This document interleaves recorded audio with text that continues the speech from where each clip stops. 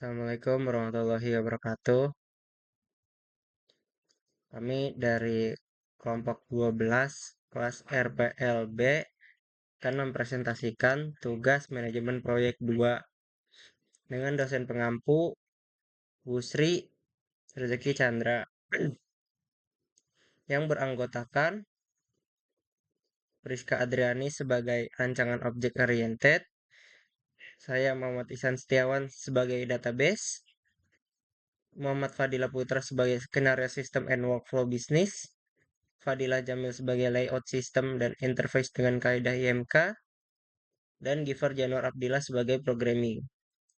Lalu aliran proses yang kita gunakan adalah aliran proses iteratif, dan metode perancangan yang kita gunakan adalah waterfall.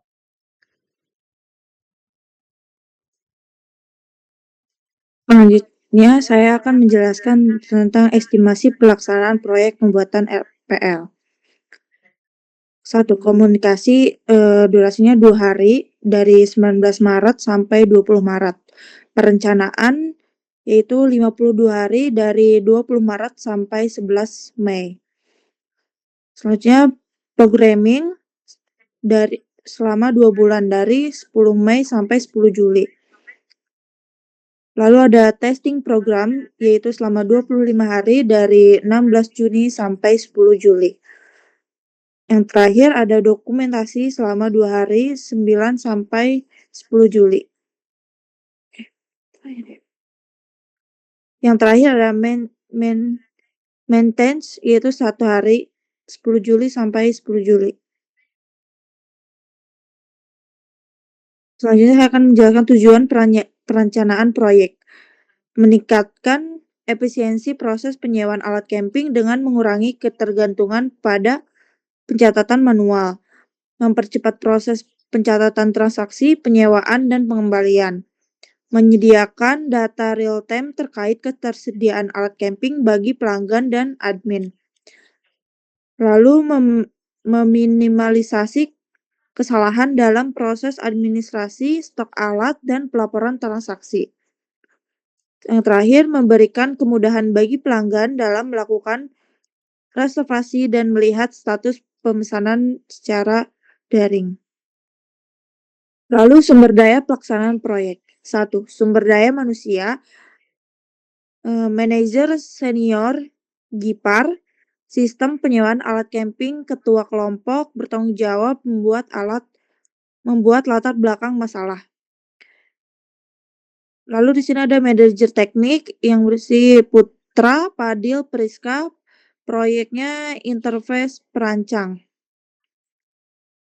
Lalu ada pelaksanaan yaitu Gipar dan Ihsan, programmer dan database.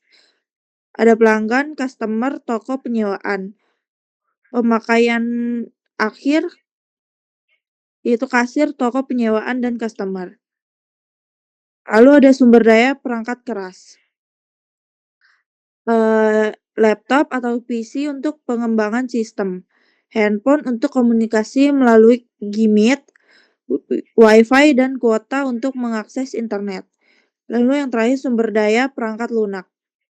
Ada database, MySQL, lalu tools desain, Draw.io, Figma, dan Canva. Idenya Visual Studio Code. Lalu selanjutnya akan dijelaskan oleh teman saya. Baik, masuk pada bagian tabel perkiraan estimasi untuk metode LOC. Yang pertama di sini ada dashboard utama, dashboard halaman owner. Ada estimasi LOC-nya ada optimistik.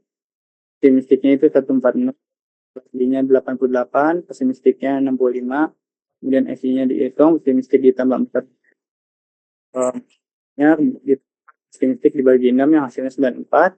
Kemudian di sini ada dashboard kasir. Optimistiknya 46, most likely-nya 88, dan pesimistik 5, dan hasil FI-nya 94. Kemudian di sini ada dashboard utama customer yang optimistiknya 85, likely-nya 11, pesimistiknya 49, dan hasil jumlah FI-nya 35. Kemudian di sini ada tampilan barang owner yang optimistik 150, most likely-nya 244, kemudian pesimistiknya 65, dan hasil 198. Kemudian di sini tampilan barang kasir sama terus 32, most likely-nya 52 dan pesimistiknya 65, hasil FV-nya 69. Dan di sini masuk ke tampilan barang customer. Optimistiknya 122, most likely-nya 47, terus pesimistiknya 49, hasil FV-nya 60. Kemudian tampilan kategori barang owner, optimistiknya 132, most likely-nya 185, pesimistiknya 5. Hasil jumlah FV-nya 156. Kemudian ada tampilan kategori barang kasir. Di halaman kasir, optimistiknya 126, most likely-nya 35, pesimistiknya 65, dan hasil FV-nya 55.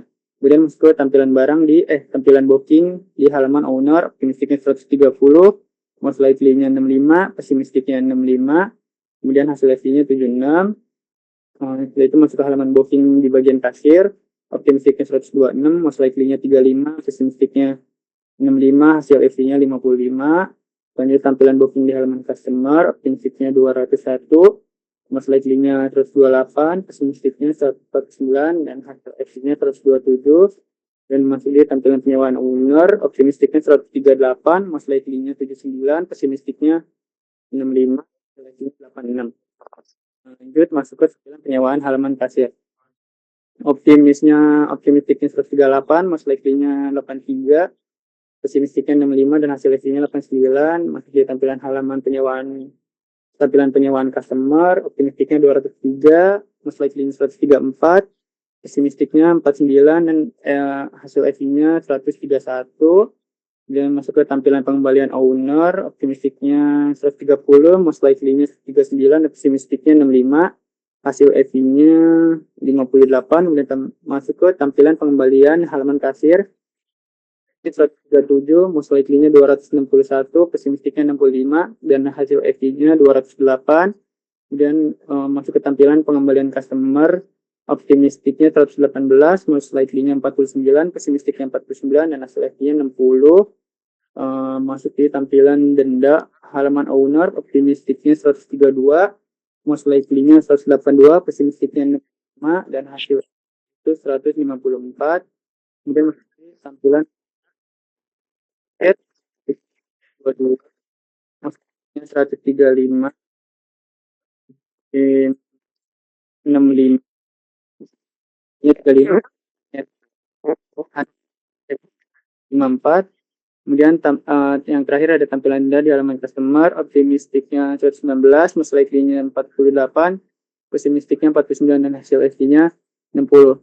Dan dari semua itu tabel terestimasi jumlahnya 1919. Selanjutnya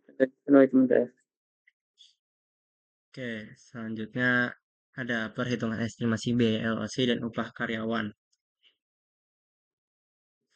Oke, jadi untuk upah karyawannya ada 5 juta, terus jumlah karyawannya itu 1919 dari total estimasi tadi dibagi 620 LOC per bulan, yaitu jadi 3 orang. Untuk jumlah karyawan jadi 3 orang.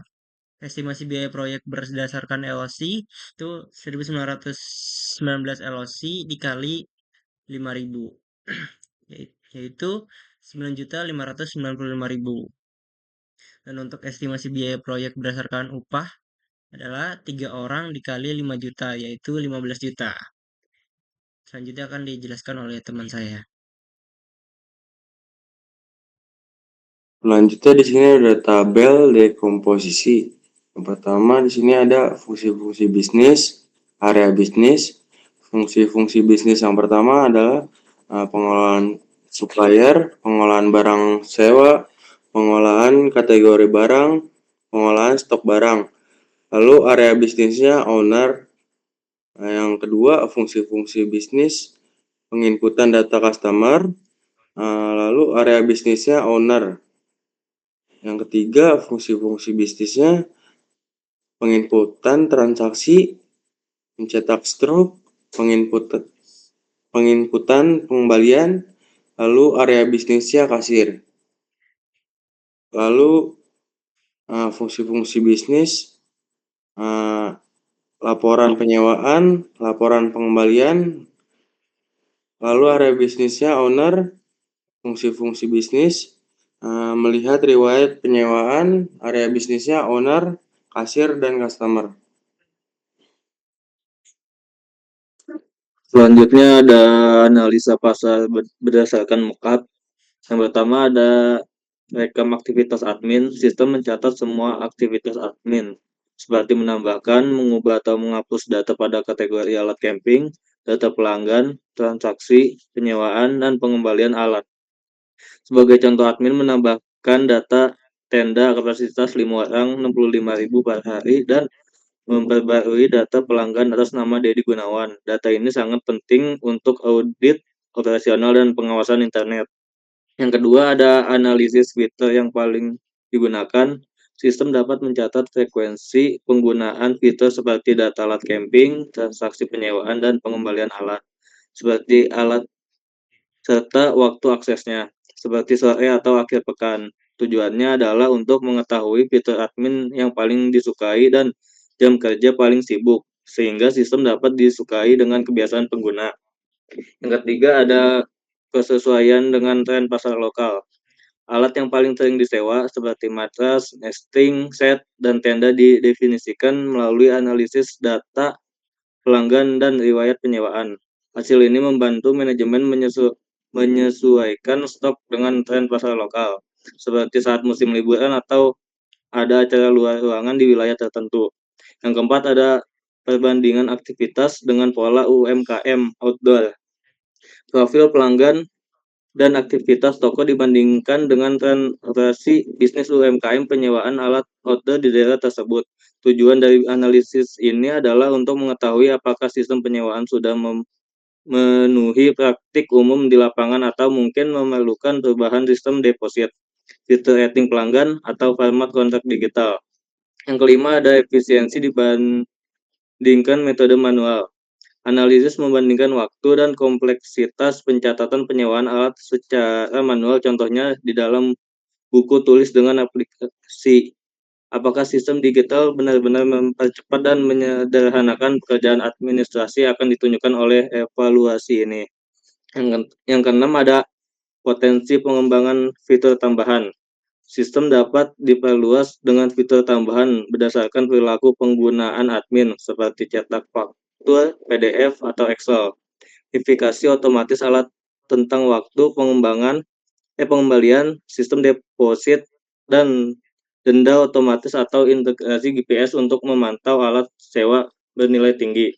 Yang ketujuh ada pemetaan waktu operasional sibuk. Sistem mencatat jam saat admin paling aktif untuk optimalisasi sistem, seperti jam 9 sampai jam 11 dan jam 18 sampai 20. Informasi ini dapat digunakan untuk memprioritaskan ketersediaan support teknis, backup otomatis, dan laporan aktivitas real time selama jam sibuk. Oke, yang terakhir kita mencantumkan link Google Drive dari hasil pengerjaan kita dari awal sampai akhir. Oke, baik, segitu saja dari kelompok kami, kelompok 12. Kurang lebihnya mohon maaf. Wassalamualaikum warahmatullahi wabarakatuh.